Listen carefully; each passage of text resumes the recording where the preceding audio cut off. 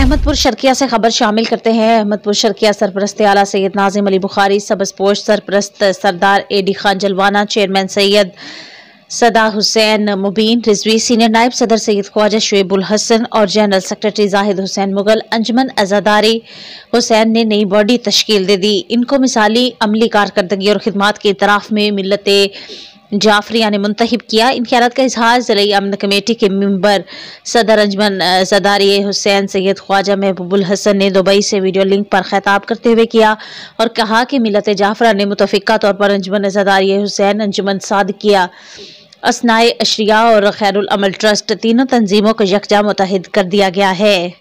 तीनों तंजीमें मिलकर अब शहर में अमन ईमान को बरकरार रखने के लिए अपना कलीदी किरदार अदा करते रहेंगे और हमेशा की तरह पुलिस और इंतजामिया की मुकम्मल हमायत और मावनत फ्राहम करने में कोई कसर बाकी नहीं रखेंगे। आइंदा मुहर्रमुल हराम और महसूसी अय्याम में शिया बिरादरी के लिए दिन रात कोशा रहेंगे। शहर में अमन ईमान बरकरार रखने के लिए तीनों तंजीमें मुत्तहिद होकर अब मजबूत और मुस्तहकम फैसले करेंगी।